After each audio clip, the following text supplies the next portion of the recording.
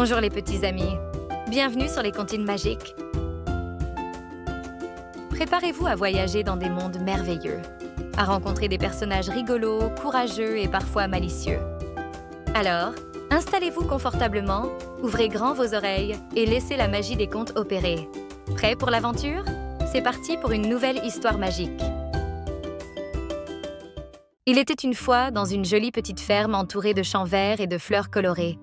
Une petite poule rousse, courageuse et débrouillarde. Ses plumes rouges brillaient comme le soleil au coucher, et son regard vif montrait qu'elle était toujours en quête d'aventure. Elle vivait dans cette ferme avec plusieurs amis. Un gros cochon tout rose qui adorait se rouler dans la boue fraîche, un chat noir qui passait la majorité de son temps à dormir au soleil, et un canard un peu bavard qui aimait discuter avec quiconque l'écouterait.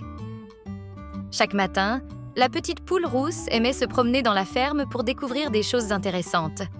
Elle picorait ici et là, inspectant les coins et recoins du jardin, et elle ne cessait de trouver des petits trésors. Un joli caillou, une feuille aux couleurs de l'automne, ou même une plume tombée d'un oiseau. Ses amis, eux, n'étaient pas aussi curieux ni motivés. Le cochon préférait faire des siestes dans la boue, le chat ronronnait paresseusement dans un coin ombragé, et le canard babillait joyeusement avec les papillons. Un beau matin, alors que le soleil brillait fort dans le ciel bleu, la petite poule rousse aperçut quelque chose de spécial par terre. Elle s'approcha en clignant des yeux pour mieux voir et découvrit quelques grains de blé doré étincelant sous les rayons du soleil. « Quelle chance !» pensa-t-elle. « Si je plante ces grains de blé, ils vont pousser et me donner du blé. Et avec ce blé, je pourrai le transformer en farine et préparer un bon pain chaud. » Ravie de sa découverte, la petite poule rousse sauta de joie et s'empressa de partager son idée avec ses amis. Elle se tourna d'abord vers le cochon. Avec enthousiasme, elle lui demanda « Cochon, voudrais-tu m'aider à planter ces grains de blé ?» Le cochon leva la tête, étira ses grosses pattes et soupira. « Non, non, petite poule rousse, je suis bien trop occupée à me rouler dans la boue fraîche. C'est ma sieste préférée. » Déterminée, la petite poule rousse alla voir son autre ami, le chat noir qui somnolait près de la grange.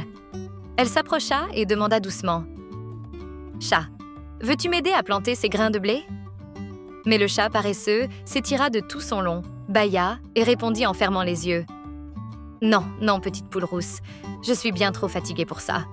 Peut-être une autre fois, ou pas du tout. » Sans se laisser décourager, la petite poule rousse décida de tenter sa chance avec le canard. Elle s'approcha de l'étang où il faisait des ronds dans l'eau, s'amusant avec les roseaux, et lui demanda « Canard, veux-tu m'aider à planter ces grains de blé ?» Le canard s'arrêta de barboter, réfléchit un instant, puis répondit « Non, non, petite poule rousse, je suis bien trop occupée à nager et à profiter du beau temps. » La petite poule rousse haussa les épaules.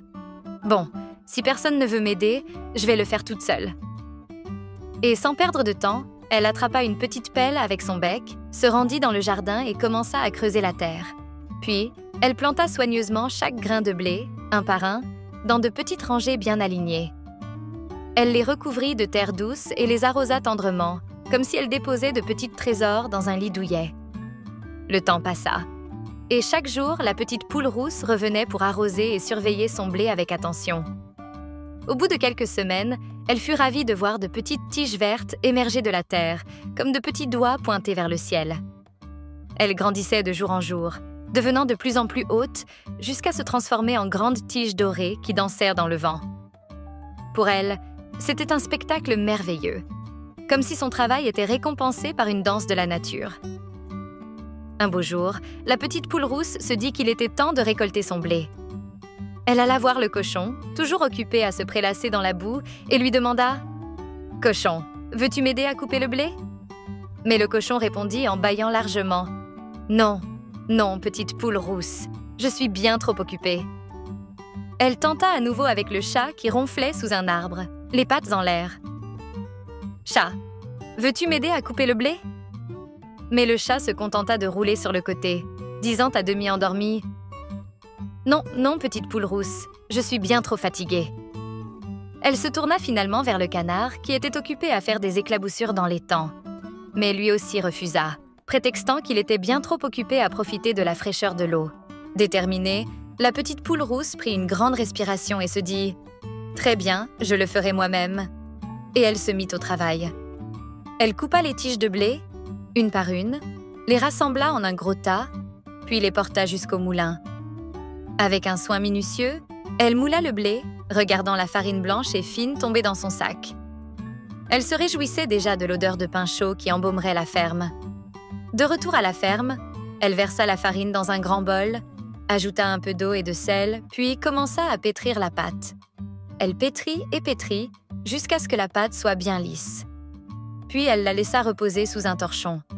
En attendant, elle sentait déjà le doux parfum de la pâte levée et son estomac gargouillait d'impatience.